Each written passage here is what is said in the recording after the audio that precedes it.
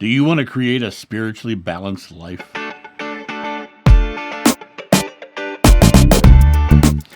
Well, hello, my friends. Welcome to this video on living a balanced spiritual life. What does that mean? Life balance. That means that you are bringing all of the elements of your life together to create a life that is one of your liking, one of that you feel as if you're doing good things in the world. You feel proud of who you are. And I believe that from all the studies that I've done, that there are 5 key areas, and I call them the pillars. The 5 key pillars of a truly balanced spiritual life in the physical world. And those 5 pillars are spirit, mind, body, relationships, and purpose. And in purpose, you have your career, your finances, all of the physical world needs are under the subcategory of purpose. But when you look at these 5 key pillars, 4 of them depend upon the first, spirit. Because we are truly spiritual beings living a physical experience, and the other 4 are based in the physical experience. But when you bring the essence of spirit to the other 4 pillars, the other 4 pillars fall into place. They fall into the experience. They fall into balance. And so I'd like to talk first about what it means to work into a balanced life, starting with spirit. As I said, we truly are spiritual beings having a physical experience.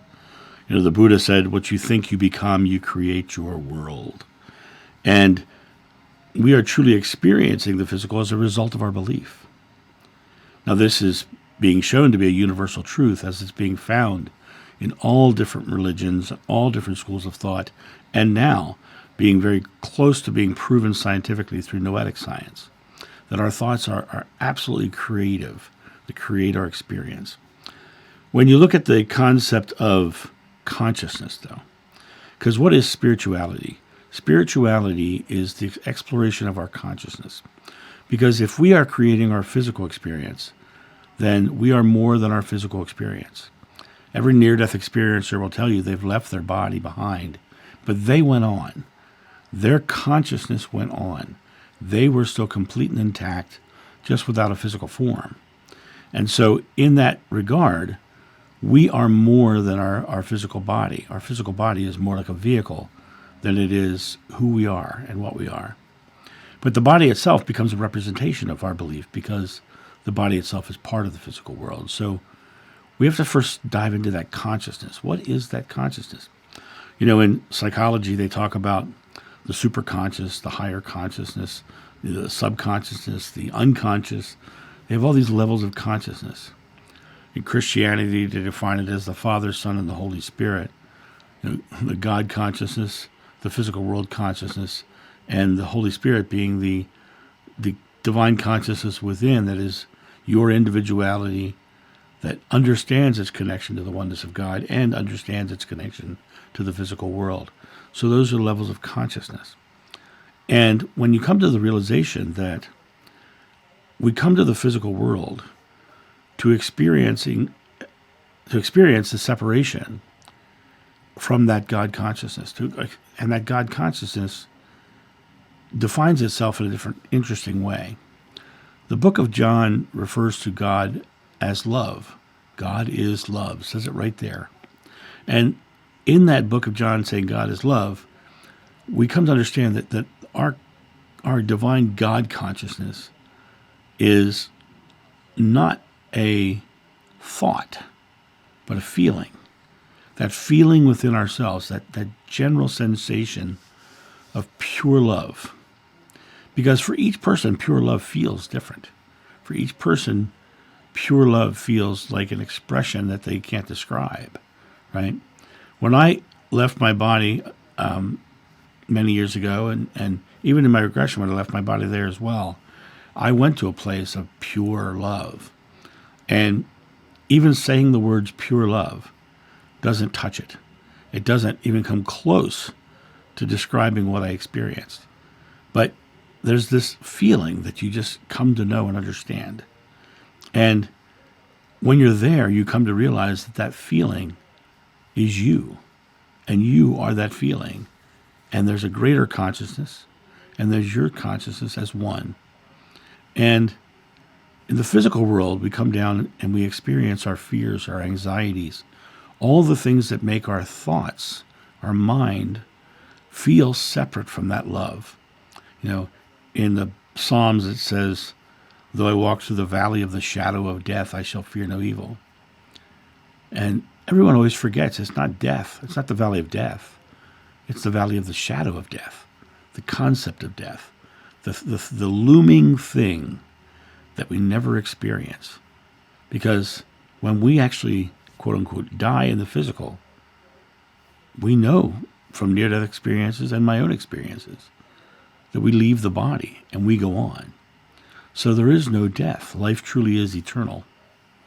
And when you look at the concept of this and saying life is eternal, and fear is the thing that's making me feel separate, then the key really comes to releasing our attachment to fear. And what did the Buddha say? The secret to enlightenment is the eradication of fear.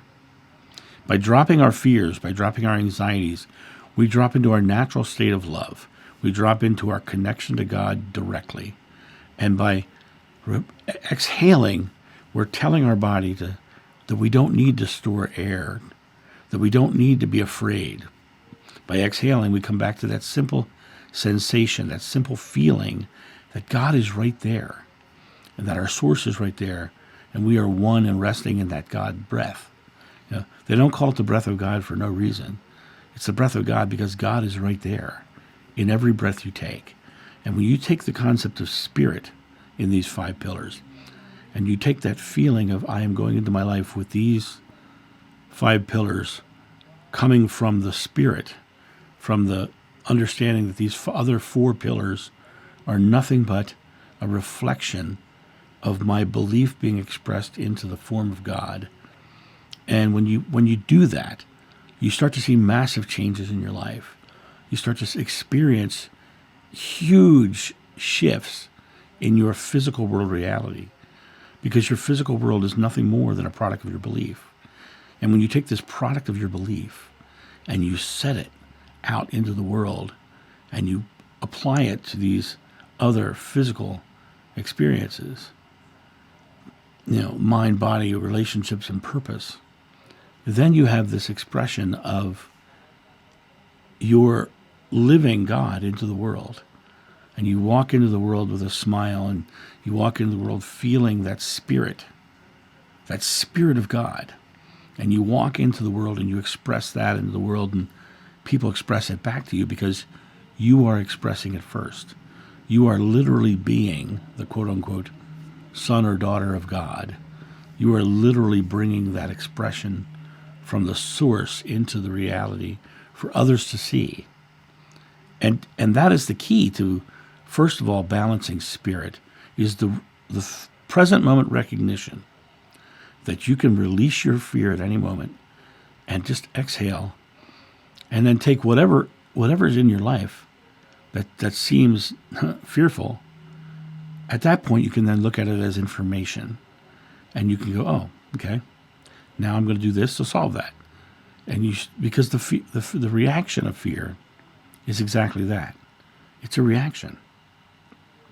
Fear is nothing but an emotional reaction to a future event that may or may not happen, with you focused on a negative outcome.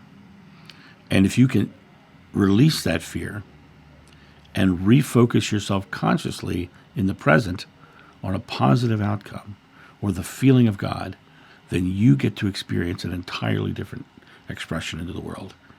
And people will see it, and people will love it, and people will appreciate it. And you have the ability to do that just by getting very present and releasing all the physical world stories we tell ourselves and that other people tell us and experiences tell us. And by getting present, you're setting down the past. It says, be born again. Well, be born again means you're setting down all the past experience, and you're choosing to create new ones. And so you get to do that. You get to be the impetus of change. You get to be the pinpoint of creation. And it all starts with your spirit. Next, we have mind. The second of these pillars is the pillar of mind. Now, this is also known as the pillar of ego. But I'd like to define what ego is, because most people misunderstand or don't comprehend what the word ego really means. When you look into psychology, you find very quickly that ego really just means self-awareness. It does not mean narcissist, which is how it has been translated nowadays. Nowadays, you say someone has an ego, you tend to think they're a narcissist or they are very full of themselves. But in reality, the word ego only means self-awareness. It's the awareness of the I, the I, the person who you are. And in the awareness of I, we have that concept of the physical world and how we travel through that world. And so our mind has a lot of processes it goes through. One of them is the fact that no matter what we do in this physical world, it creates a subconscious belief behind us. And that subconscious belief is a product of the awareness of our experiences. And when you dive into the product of the awareness of your experiences, you start to find that the people who have had a great life have had great experiences, so their subconscious mind is filled with all of this great experience. When you find people who've had traumatic lives, their past, their subconscious mind is filled with trauma and being a victim.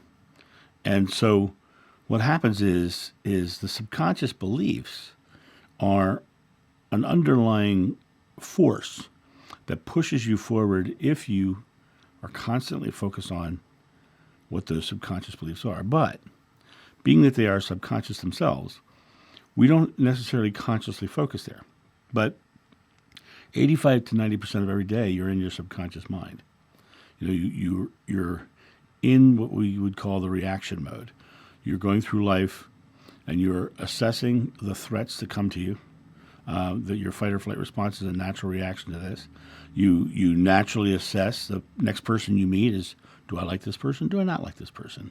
Is this person trying to scam me? Is this person do I really like this person?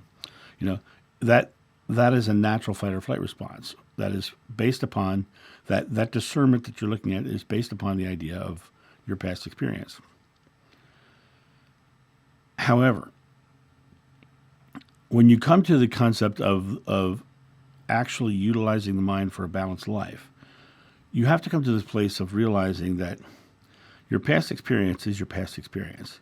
And it's okay to have thoughts about those past experiences, but the mind gets anchored to them. The mind gets stuck on them. And then people in this present moment get into a state where they're constantly declaring the world is this way because of the past experience.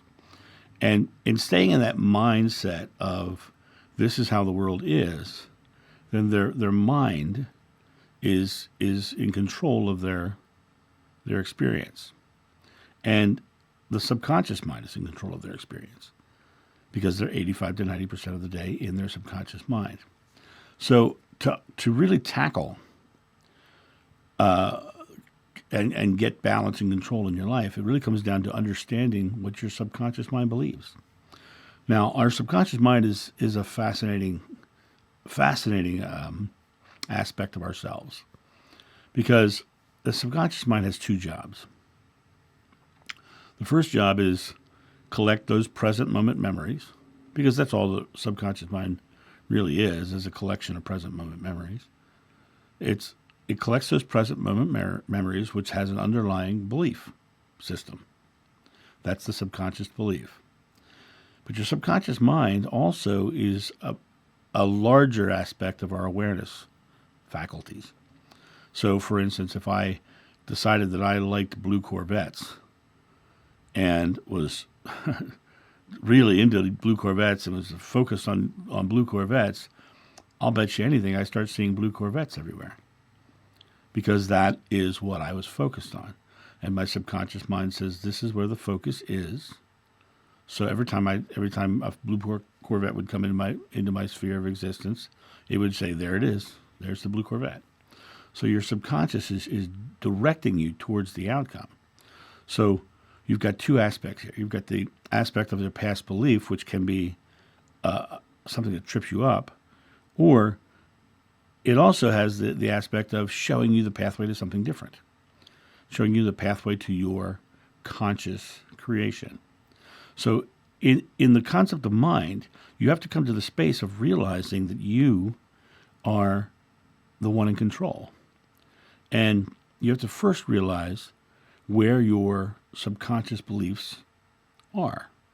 You know, when you use a GPS, you first punch in your destination, but the first thing the GPS does is find out where you are, and then it maps the path to your destination. So you have to first find out where you are, and the subconscious belief is where you are. Now, how do you wrap your mind around your subconscious belief? One of the natural factors of the subconscious belief is that your subconscious belief falls out of your mouth all day long. And that's for everybody on this planet. Their subconscious belief falls out of their mouth all day long. And the way you start to process and figuring out what you're truly believing is to start paying attention to one thing. What are you saying about your present moment? Now, sometimes these things you say about your present moment are obscured, right? Like, for instance, you might have a big debt that you've got to pay off, and you could be sitting here going, how am I going to pay that off? Now, if you take that statement alone, how am I going to pay that off? How means it's not happening in your present moment. How am I going to do it? You actually believe, your present moment belief is it's not happening in this present moment. And by believing it's not happening in this present moment, since you are the creator of your experience, as we said in the spirit section, then if you believe it's not happening in the present moment, then you are actually creating it not happening in your present moment, right?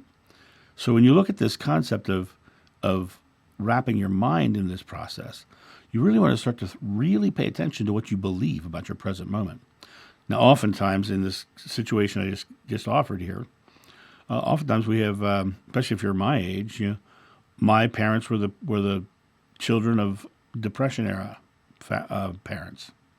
Now, the Depression era parents easily, struggled for money. They had a rough time figuring out how to make ends meet, right? And then when they raised their kids, they said things like money doesn't grow on trees, and we're not wealthy, we're not like that, and they gave a very big lack mentality. So the parents themselves gave a subconscious belief to their children. And the children come up and they say to us, money doesn't grow on trees, we're not wealthy, we're making it, but we're not, we're not there, They give you all the lack mentality as well.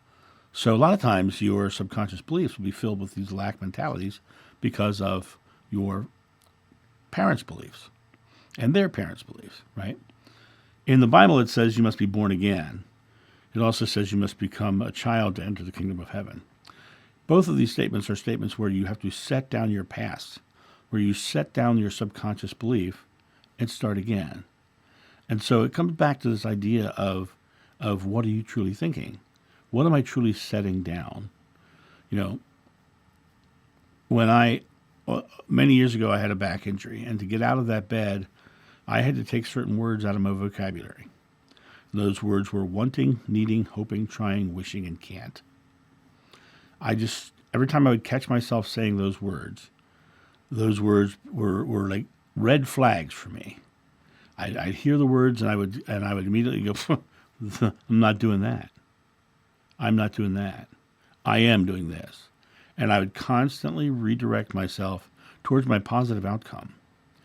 But I had to get in my mind and actively work my way through this process. But what happened was, over the course of time, the negative thoughts stopped coming. The negative things that were rolling into my experience Stop coming into my thought process. Stop coming into my mind. And it's just like meditation. When I talk to people about meditation, 90% of the people I talk to don't think they can meditate. And the reason why they don't think they can meditate is because they sit down, they clear their mind, and like suddenly, bam, bam, bam, all these thoughts pop into their head. Did you pay your bills, right? And they go, oh, and they stop. Oh, I'm not doing that. I'm doing this. And they clear their mind again. And then another thought pops in. Did you turn the stove off? Well, this happens a couple more times. And finally they say, I can't meditate. So they don't believe they can meditate because they have this experience that said they can't meditate.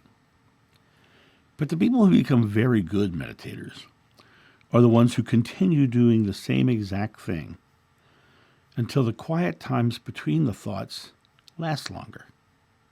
It's the same thing with your subconscious mind. You have to constantly push those thoughts away until the quiet times between those thoughts last longer. And eventually those thoughts will stop coming because you've told them, no, we're not doing that. We're doing this. Now, in the process of this experience, realize that, you're not doing anything wrong when you say these red flag words. Because a lot of people will just beat themselves up. Why did I say want? Oh, why did I say want? Why did I do that? Right? Wasting the next moment on beating yourself up doesn't help a thing, right? But instead, if you say, I want to do this. Oh, no, I don't want. I am doing this. And by negating it that way, in a more positive way, that's silly. I'm not doing that, right? By negating it more positively, you're actually telling it, no, we're not doing that. That's ridiculous to think that way. That's actually what you're telling your subconscious mind. That's ridiculous to think that way because I am doing this. And you literally are replacing that thought that popped in from the subconscious with a new conscious thought. And the new conscious thought is in alignment with the outcome you're desiring. I am joyfully receiving. I am happily creating. And you're consciously using your mind to change your subconscious mind so that it can then change your belief in the present moment. Because everything comes present. Everything is in the present. Moses said God's name is I am, not I will be or I was. So it's right here, right now. Even amen means so be it. It means right here, right now, done. Right? So everything has got to become very, very present. And by staying in here in the present and actively changing the subconscious beliefs, the subconscious mind, you can actually change your outcome that's coming into your experience. You become the creator. Your mind is actually a part of the process. It's like clearing out the junk that's holding up your machinery and then oiling it so it can move even better and the gears can turn, right? Your mind is a part of the process.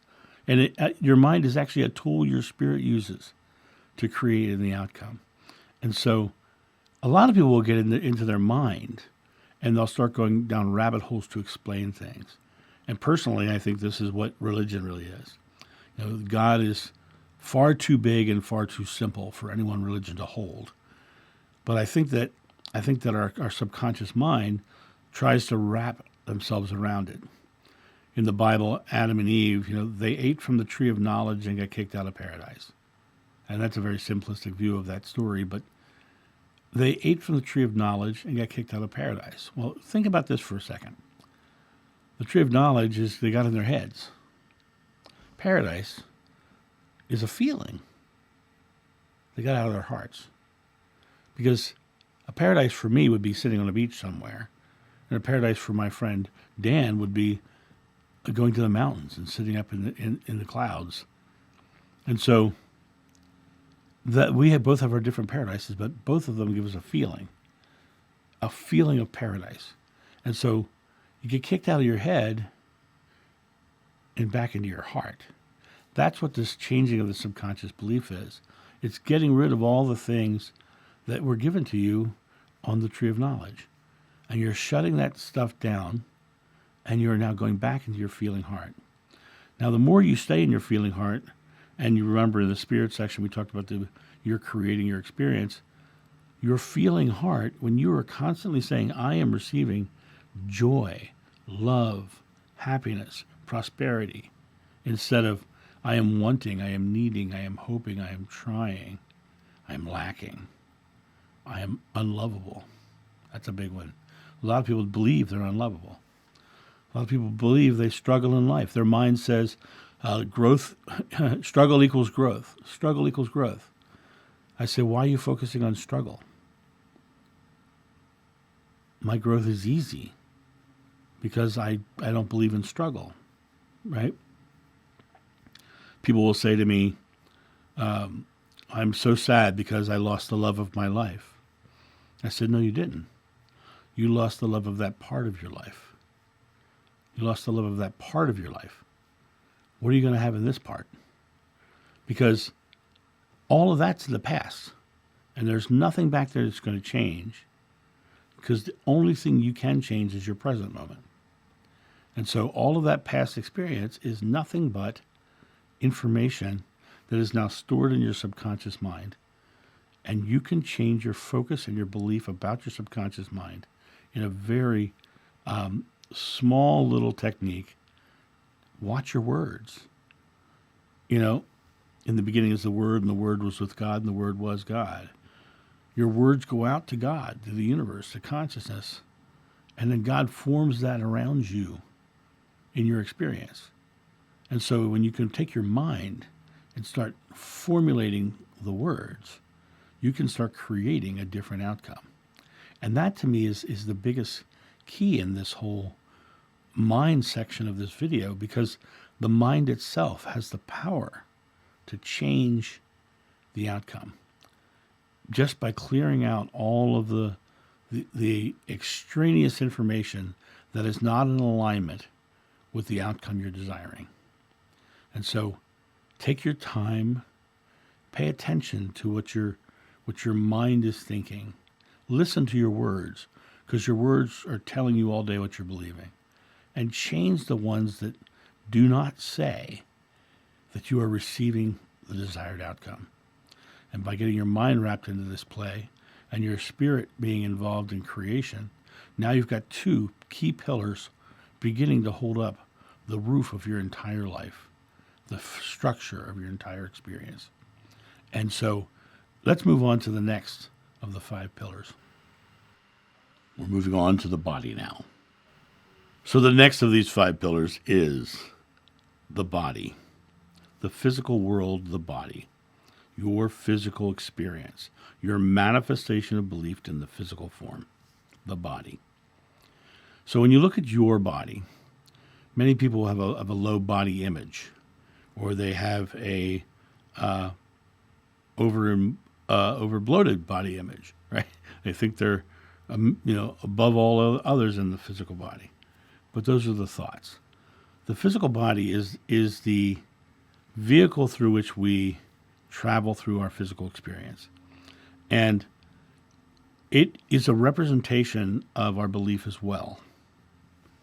Oftentimes, you'll find people who are a victim of abuse in some form, and they will create a body that will help protect them from having that kind of abuse again.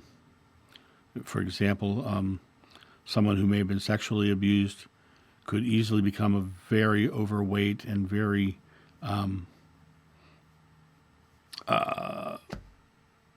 doing things to make themselves seem unattractive to the opposite sex or to whatever sex.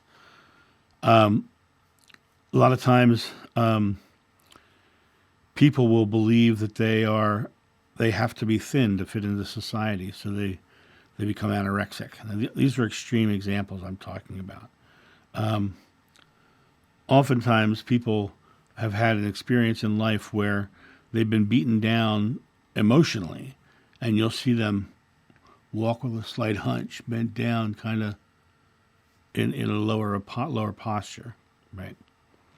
But the body is the vehicle through which we go through life. And one of the things about our body that tells us what we're living is what we're doing. what our physical body is doing. Are we in motion? Are we in motion? Fear is the most paralyzing thing you will ever experience in your life. People get afraid, and they're afraid of going. If they're expecting a bad letter from somebody, they're afraid to go to the mailbox, so they might skip going to the mailbox. They're afraid of driving, so they avoid driving at all costs, and it paralyzes them into their homes. Agoraphobia is the perfect example. They get stuck in their homes because they're afraid to go out.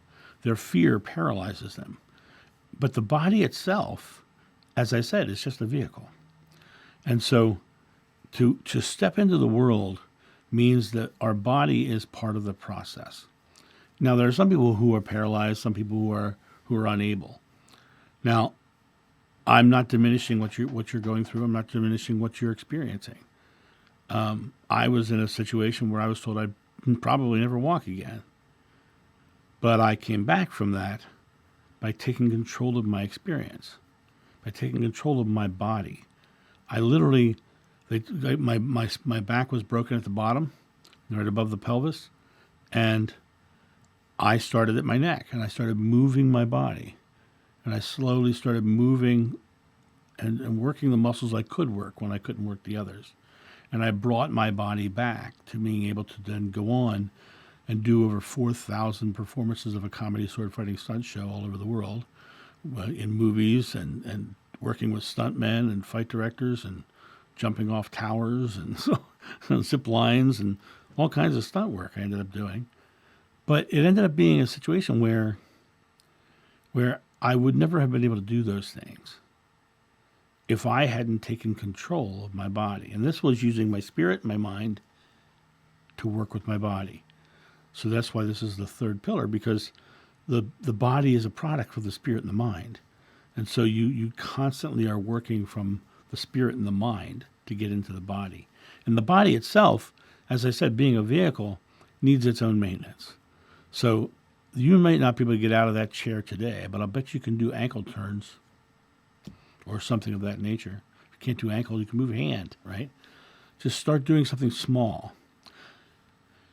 I one time had a friend of mine who was very, very, very, very overweight. And I said to him, would you like to lose this weight? He said, I would love to lose this weight. So I said, here's what you're going to do. I said, first of all, you're going to lower your carbohydrate intake because you're creating an insulin spike, which is causing that. But 2, you're going to get on a stationary bike, because he had one right in his living room. He had bought it because he was going to use it, and he never did. I said, you see that stationary bike? Yeah. I want you to do 5 minutes a day for a week. I said, don't you dare go more than 5 minutes a day. He said, well, but that's not going to do anything. Yes, it is. Do 5 minutes a day, and when you get off that bike, reward yourself by saying, yeah, I did 5 minutes today. Get excited. Give yourself a positive reinforcement. Don't reward yourself with cake, right? Reward yourself with a positive reinforcement of feeling good about doing 5 minutes. And then next week, I want you to do 6 minutes. And I don't want you to go more than 6 minutes, because you push your body too far, then you're just going to stop doing it. Do 6 minutes. Don't try to rush ahead. Do the small thing, do it very well, and then move on. Now, that's me. I just completely stole that line from the TV show MASH.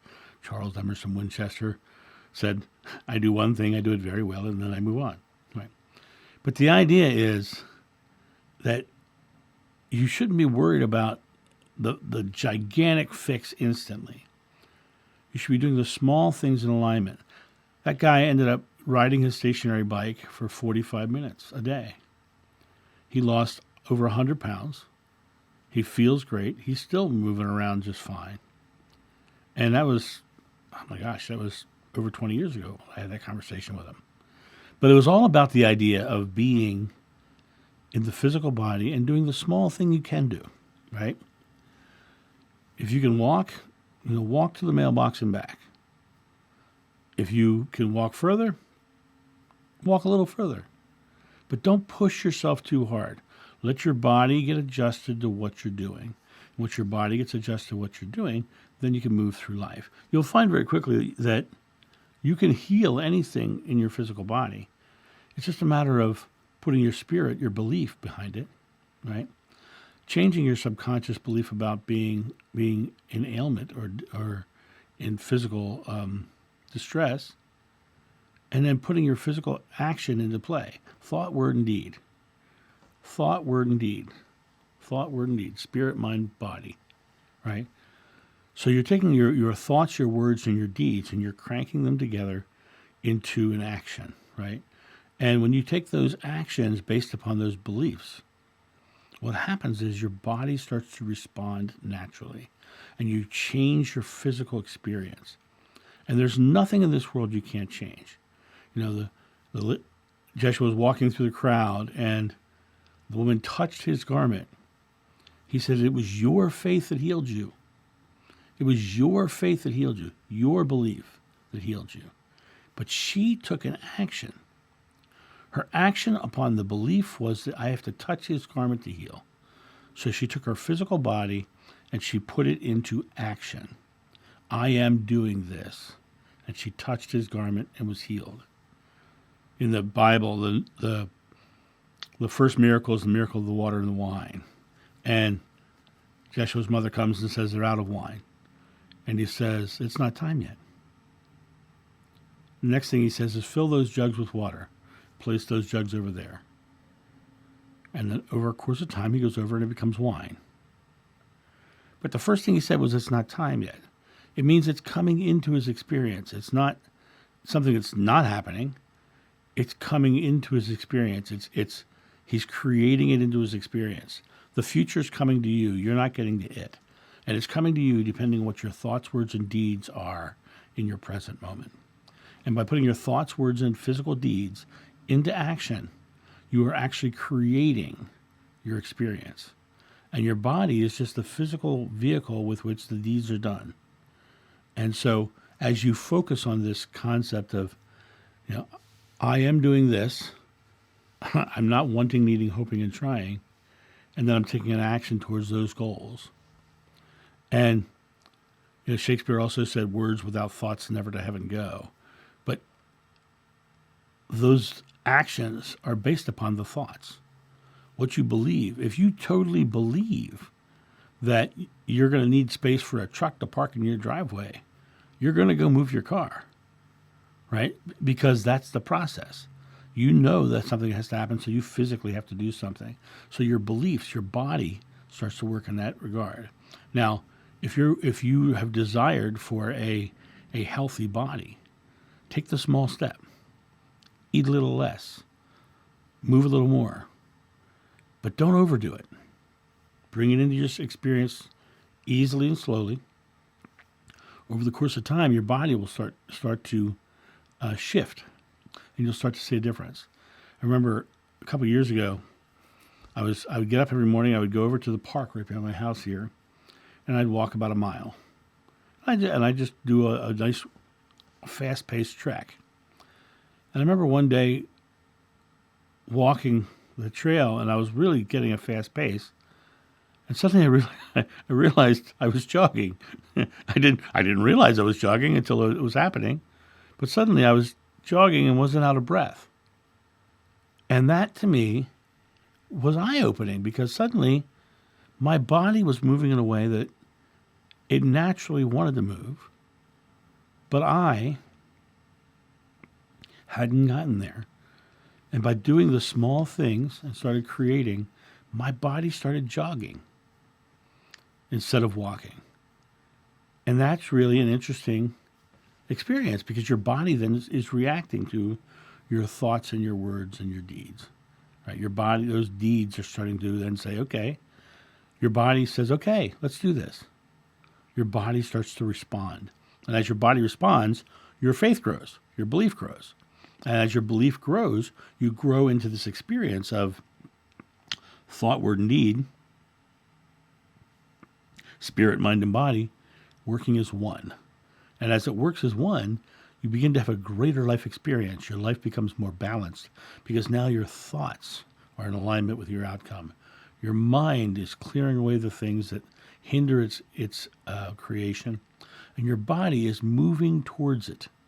And so this is creating a spiritually balanced person. And then as we get into this next piece, the piece on relationships, it's a different level of the experience. But these first three pillars, spirit, mind, and body, if you have three legs of a table, the table will stand. The table will stand, right? The next two pillars are the pillars of physical experience. It's relationships and purpose. So let's get into relationships, and we'll talk about that next. Time for relationships. So the next in these five pillars is relationships. Relationships, how we interact with individuals in life and people in life. And it all depends upon the first relationship we must forge with ourselves. We must create a relationship where we actually come to like who we are and believe in who we are and trust who we are. Oftentimes our subconscious mind that we talked about in the mind pillar was about the idea of how you are unable or you're lacking, or oftentimes we get denied the tools we need for self-worth, so we have a lot of self-doubt that are based upon these subconscious beliefs. And that is also something in the mind segment that you should look into as well, is the concept of, do I believe I'm worthy?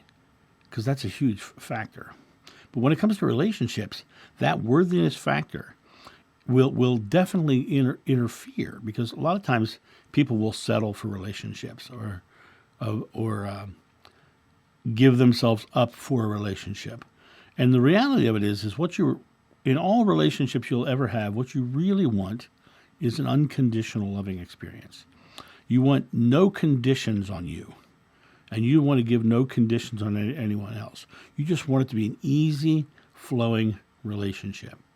And to get an easy flowing relationship with everybody, you need to actually become yourself and become very aware of your likes and dislikes.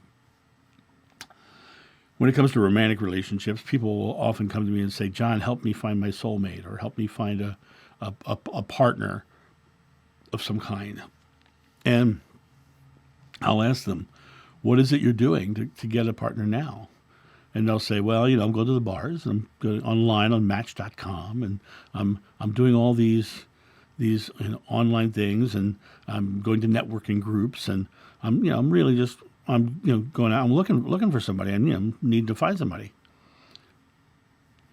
So I asked them the question. I said, well, if you weren't looking for someone or needing to find someone, would you go to a bar and hang out in bars? Would you go online and go through hunting through Match.com? Would you do those things? And by the way, this is not an ad for Match.com, even though I've now said it 3 times. Would you do those things? And their answer is invariably no. They wouldn't do those things because they're usually they'd say something like, well, I'm not really a big drinker, or I don't like going the online dating thing. I don't like it. That's majority of the time. That's what I get in response. I said, so what you're telling me is that you are putting yourself into a situation around people who like going to bars, who like being online, or maybe even not, and you are putting yourself in a situation where you're surrounded by people who are doing something that doesn't really match with you, and you're expecting to find someone who matches with you. The reality of it is, for anyone to love you for you, you have to be seen. And they will not match with you if all they see is your need and your want and your hope and your tries. Everything we talked about in the mind segment, right? If all they can see is your wanting, needing, your hope, and your trying, instead of seeing who you are, then a condition will be formed and the love will be conditional. So it really comes down to relationship needs to come from you being fully you and having the relationship with yourself where you yourself like who you are. Go out into the world Do the things you like to do. When I asked that one woman, she said, wanted me to help her find her soulmate. I said, well, what do you like to do? She said, I like hiking and biking. I said, go join a hiking club. Go join a biking club. But don't look for anybody. Go there because you like hiking and biking. Go there and enjoy that experience. And you're gonna naturally meet people who like the same things you do. You're gonna strike up conversations. And next thing you know, you're gonna find somebody when you're not looking. When you're just showing the world you. Because no one can love you for you if they don't see you. And so the first relationship you have to create into your life is a relationship of love and respect for yourself. Understand that you are pretty darn spectacular. And if you believe that you're pretty darn spectacular and there are spectacular people in the world who you enjoy being around or will enjoy being around, then that is the experience you're going to have.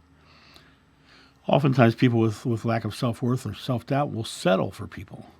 I'm in this relationship because they're here and they're attractive, but they I don't like this about them, I don't like that about them, I don't like this about them, right?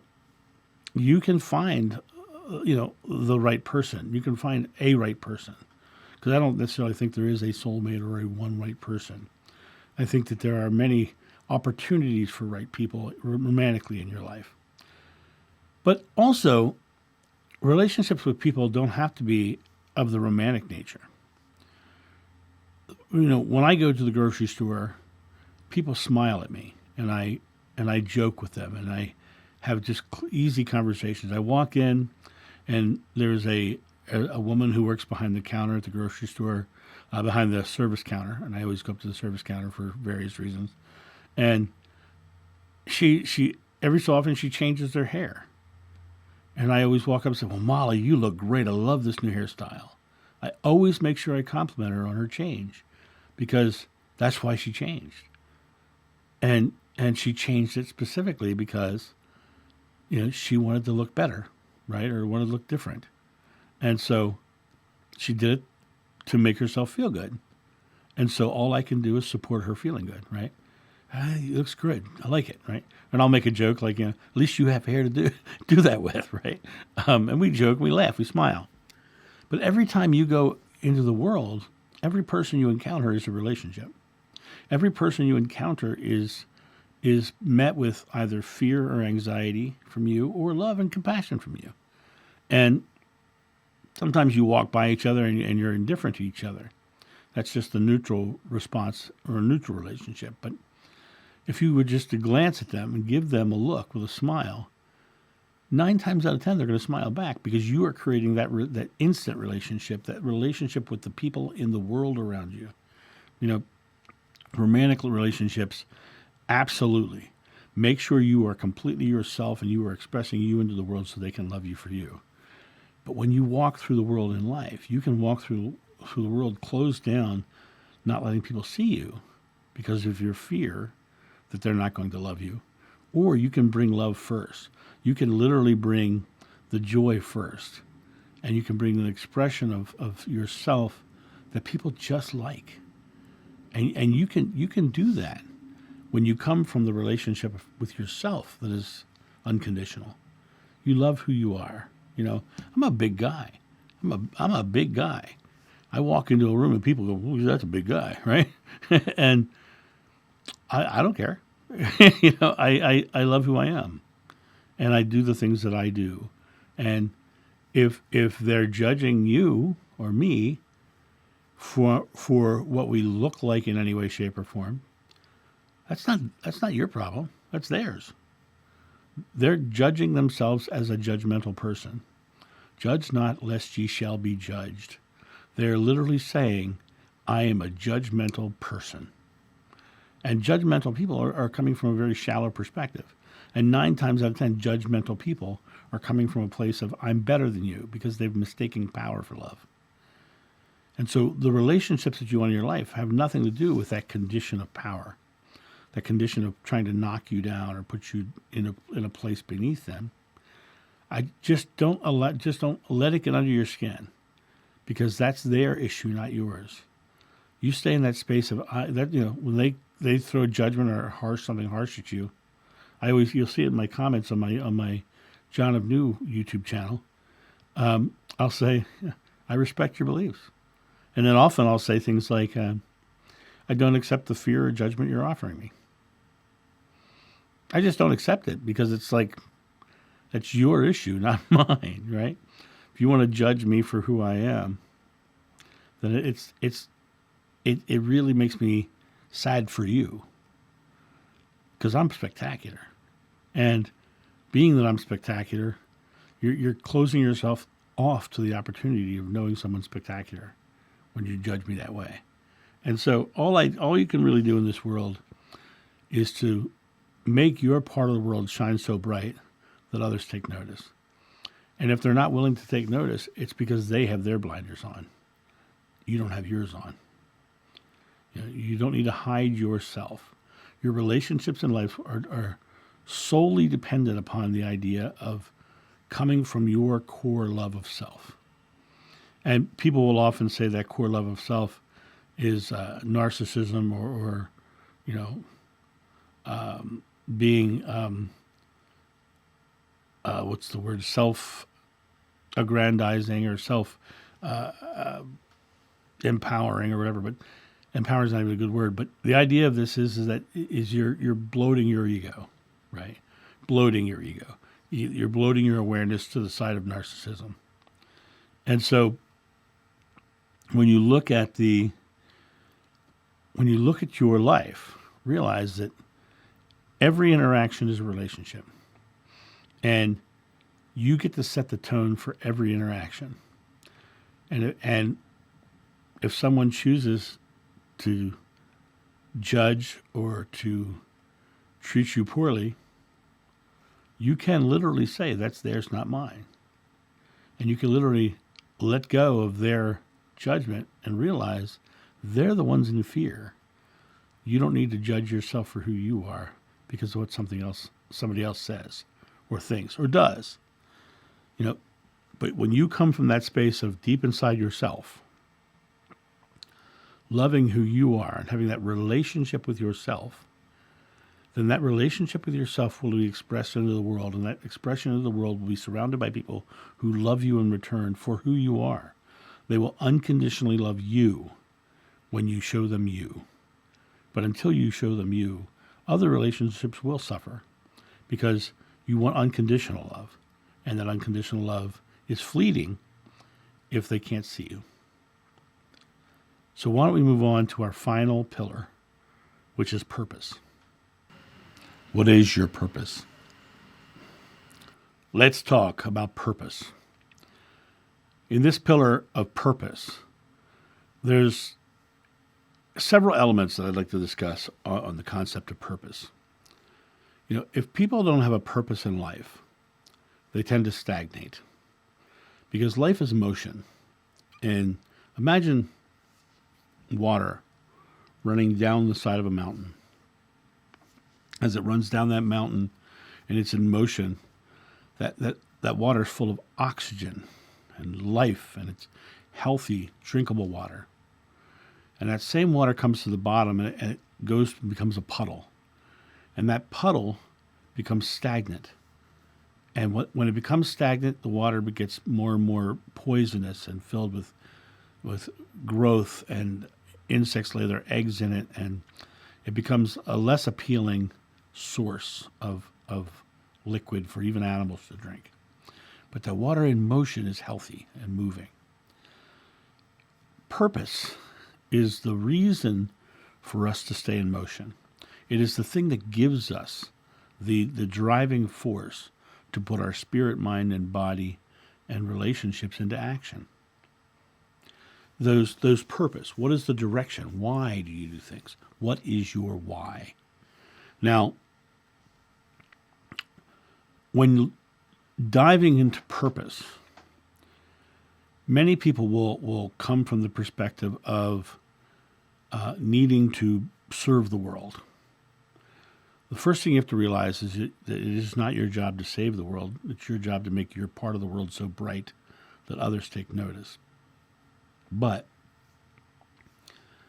when you are giving of yourself so much and not necessarily loving doing that, you will stagnate, because it's the love and the expression of love into the world that keeps us in motion. Our purpose is driven by loving what we're doing, loving the experience. The famous motorcycle builder, Indian Larry, he said, "You do what you love and the money comes." And that has been my experience as well. When you do what you love, the money comes. So what are you doing? What is your purpose? What drives you? Now, oftentimes your purpose can be, I am doing all of this work because I have these children that I am supporting. And the love and compassion I have for my children gives me the drive to do this work. Now, what happens in a lot of those scenarios is they go, I'm doing all this for the kids, but I hate what I'm doing over here, right? But if they were to switch that focus and switch that purpose, is I'm doing this over here because I love these kids. Now, this is a way of me supporting and loving these children. But the mindset of, God, I hate work, is you're losing the purpose of why you work at all. And so it's a matter of staying on purpose. Being on purpose, on purpose. My friend Dan would say being off balance on purpose, leaning into a purpose. What is the purpose of your action? What is the purpose of your thought? What is the purpose of your creation? I love making these videos. Why do I love making these videos? What is the purpose of me making videos? For me, I love sharing this information because I think in some way it will help others, right? I know that it's not going to help everybody. I know that some people are going to think it's all BS. And that's okay. I'm not asking anyone to take what I do. But for me, my purpose is to make these videos. If you go on my John of New channel, in a year and a half, I put over 900 videos on that channel because I loved doing it. I had a purpose and a passion for it. By finding my purpose and my passion, and your passion will always be married to your why. Why do you do these things? Why do I spend hours upon hours in the video studio making videos, editing them, and putting them up there online? Why do I do that? Because I feel so excited and charged to do it.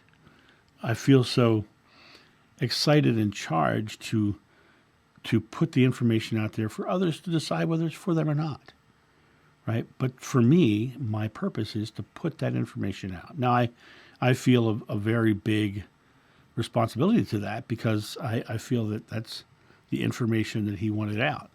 And so for me, I love him and I loved that past life experience in my regression. And so I want that information out because it is life-changing. And when I've incorporated it into my life, I've experienced such beautiful experiences that, I want everyone to have the experiences I'm having. But so my purpose is that, right? So what is your purpose? Why do you do the things you do? And are you retreating out of fear and anxiety? Are you retreating out of being hurt in some form? And are you now not taking the motion? Are you now becoming the puddle at the bottom of the hill? Because your fear has stopped you from having a purpose. And if that's the case, you have to realize the fear is just an emotional reaction based upon your negative focus of an outcome. It's based upon your negative focus of an outcome. Because if you were not focused negatively, you wouldn't be afraid. You would have no fear. Fear depends upon you being negative. And so shifting out of that and into the idea of I am creating. I am joyfully creating an experience. And I am living into this world with a purpose of why I do things. And marrying that purpose to your personal relationship with yourself. I love to do this, and so my purpose is this. Indian Larry loved to build motorcycles, so his purpose was to build the most cool motorcycles he could build for people who love motorcycles. So that became his purpose. And what happened was he became one of the most famous motorcycle builders in the world, right? And no, I don't ride motorcycles yet. I'm building a motorcycle right now in my garage because I wanted to try something new. So I'm building a motorcycle, and I'm going to use that motorcycle to learn how to ride it. How's that for fun? Purpose. What is your purpose? Why do you do the things you do? Are you actively choosing to put good things into the world? Are you actively choosing to just live a joyful life? Neither one of those is wrong.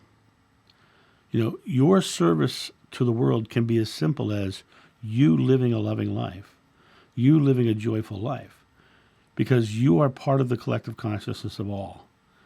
And your purpose could be to live a joyful life so that people in the collective consciousness can feel that and experience that. But if you put your purpose into a big direction, like starting a YouTube channel and building 900 videos in a year, that did not seem like hard work to me. It seemed like exciting, fun work to me because of the fact that I had a purpose. I had a reason. I had a belief as to why it would be valuable to the world, right? And I believe that I had this amazing experience in my life that gave me this incredible information that I can put out to the world for people to choose to follow or not, right? So I had a purpose. And because I had that purpose, 900 videos got made like that. And when you look at that concept of 900 videos got made like that, you think about the idea of that is because, it was hours upon hours upon hours upon hours upon hours upon hours of video and editing and all of that stuff. But the idea of my purpose, it didn't feel like a drudge. It didn't feel like a struggle. It didn't feel hard because I had a purpose. What was my purpose? Bringing that information forward. So you have to ask yourself, what is your why? Why do you do things? And then put your thoughts, words, and deeds into action with the people in your life and the people you encounter in your world. And then those thoughts, words, and deeds, that spirit, mind, body, and relationships come together and round out with a purpose. And that purpose, as you drive forward with that purpose, your life gets so joyful and so happy because now you've balanced everything out. And everything's now in a balanced fashion. And your purpose drives you forward. And you're a little lighter in your step because you don't feel so weighed down by the struggles of life because you're on purpose. Your why is there, right? Your relationships are good because you're surrounded by people who are on the same purpose or are at least in alignment with your purpose, right? Your body is in motion because you're not thinking about and focusing on how bad your body is. You're now focusing on the idea that I have this beautiful physical vehicle that helps me achieve my purpose.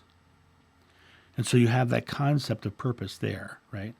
So the body is in play. And then your mind, because you have now a purpose, your mind can say, well, I'm not failing. I am focusing on my purpose, and I'm receiving my purpose. I'm joyfully. And then your spirit is going to go, I feel like this is my purpose. I feel like this is something good I can do in the world. And that feeling self, that spirit self, is now creating fully.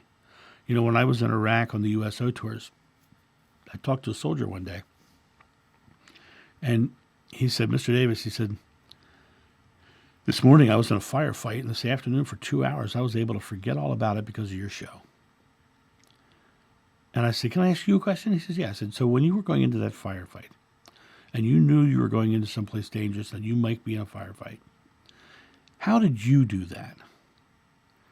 And his response was fascinating to me. He said, well, first, we have an objective. We have a goal. We have a purpose. They know what they're going to do. They know what they're focused on. They know what their purpose is. He says, then we come together and we put our mind behind it. We start thinking, how do we do this? How do we create this? What's the plan? Right? So they get their mind in play. And then they do something really interesting. They all go, okay, let's do this. And they all exhale. They all release their fears. They stay on purpose. Their bodies do the things that are on purpose, and they achieve the goal. So everything I'm talking about with these 5 pillars, the soldier on the front line uses naturally, right? The people who are high achievers in life use these things naturally. Sometimes they get off on, in certain elements of their life, and their life becomes unbalanced in certain elements of their life, and those parts of their life suffer for it. But the more you can keep the 5 pillars in balance, the stronger your foundation of a really balanced life you have. And that really strong foundation of a balanced life creates an experience of just joy-filled abundance and health and vitality. So these 5 pillars are your way of creating a spiritually balanced life. And if you can think about these 5 pillars, and implement some of these small things we've discussed in this video into your life, you will see massive changes. But don't do it halfway. Ask yourself, why would I do these things? Why would I focus on these things? And are they in alignment with my purpose? And that, my friends, has been the 5 pillars of a spiritual life. And I hope that this video finds you at the exact right time, at the time when you were looking for a new direction, a new way of experiencing life more fully, because that's what this video is about, is you being able to fully experience your divinity, your power, your ability to live a life surrounded by people you love, who love you in return, and doing something that you truly love so that the abundance can be reaped upon you. So you guys have a great day, and I'll talk to you soon. See ya. Bye. Thank you so much for watching. The Level Up Spirit channel is solely funded by your generous donations and purchases of private readings and merchandise. Please go to johnofnew.com or use the donation link below. And don't forget to like, subscribe, share, and comment.